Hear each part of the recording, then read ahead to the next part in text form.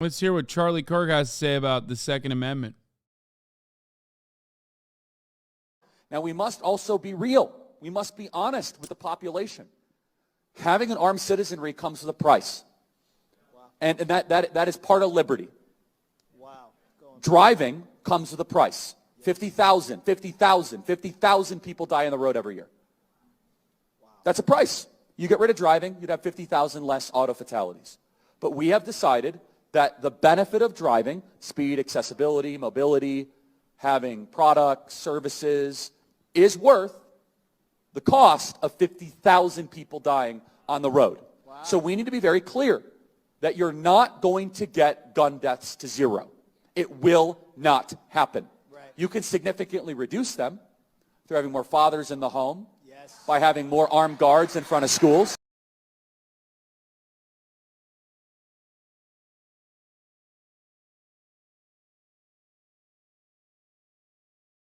There's no better representation that we are devolving as a society than seeing reactionary arguments get dumber and dumber over the course of the years that I've been alive and have been an active political commentator online. This is the most easily dismissible argument. The most effective counter to it is, okay, let's regulate guns in the same way that we regulate vehicles. Driver's licenses are required for all vehicles. They have greatly reduced vehicular accidents. Let's do that for guns. He would never agree to that.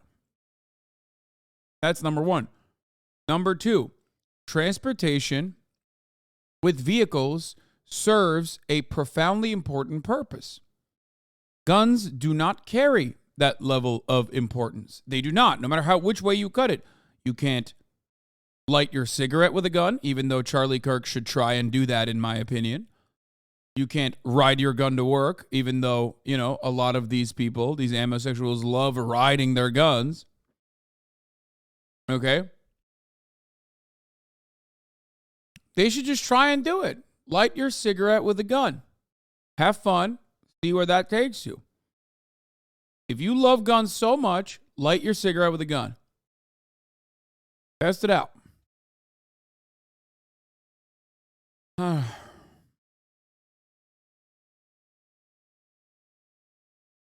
Must carry insurance. All guns need to be registered in a national database and re-registered every year. Yeah.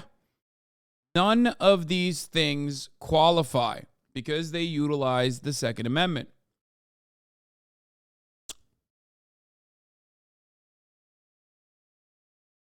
Also, in many of these mass shootings, there are armed security guards. There are armed police officers. There are armed security guards. At Uvalde, cops were on scene immediately. And even in the case of the Covenant School shooting, cops arrived on scene. It took 14 minutes. They went in immediately. And unlike the Uvalde sacks of shit, they actually did what they were supposed to. They rushed the shooter and shot him. And even when they did the right thing, they did the absolute best thing that they could have done in that circumstance. 6 people, which included 3 children, 9 years old, 6 people died. Now, cops did the right thing. It's time for the legislators to do the right thing. When we talk about gun control, that's what we are talking about. We're talking about reducing the number of possible mass shootings by putting some kind of safety mechanism in the process. Actual gun control is that. It's to make it a little bit more difficult to own a gun.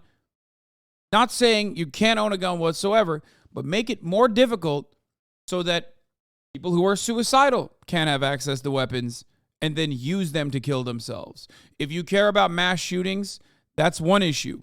But if you care about gun deaths, 54% of gun deaths are gun suicides.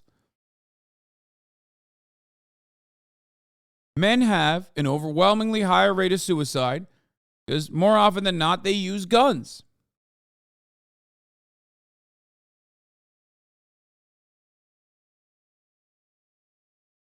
Bro, why are you saying the same point over and over again? Because unfortunately, Americans are very stupid.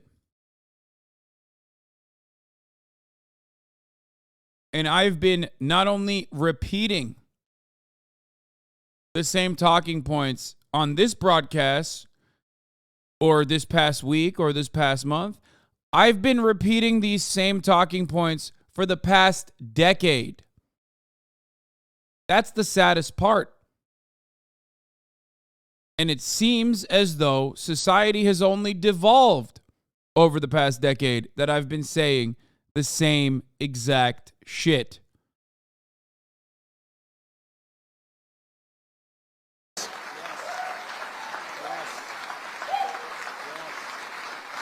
We should have an honest and clear reductionist view of gun violence, but we should not have a utopian one. You will never live in a society when you have an armed citizenry and you won't have a single gun death.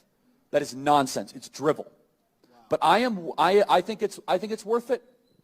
I think it's worth to have a cost of, unfortunately, some gun deaths every single year so that we can have the Second Amendment to protect our other God-given rights. That is a prudent deal. It is rational. Nobody talks like this. They live in a complete alternate universe. Sure. So then how do you reduce? Very simple. People say, oh, Charlie, how do you stop school shootings? I don't know. How did we stop shootings at baseball games? Because we have armed guards outside of baseball games. That's why. How did we stop all the shootings at airports? We have armed guards outside of airports. How do we stop all the shootings at banks? We have armed guards outside of banks. How do we stop all the shootings at gun shows? Notice there's not a lot of mass shootings at gun shows. There's all these guns because everyone's armed. Nothing he's saying is correct.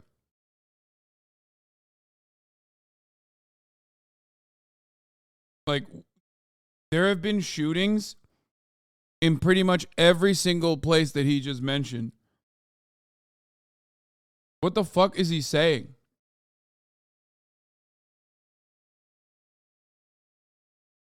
Almost all of those places are gun-free zones.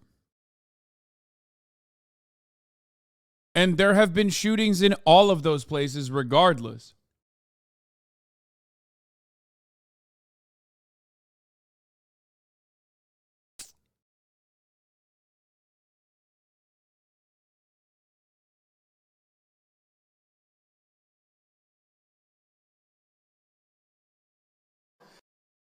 Also, here's where he's not wrong. Some gun deaths will always happen if there are guns. That part is not incorrect. That part is correct. Except a comparable statistic to look at is Switzerland, a nation that has a higher rate of gun ownership than other nations surrounding it. Switzerland's rate of gun violence is literally nowhere near the United States of America. So incredibly fucking stupid.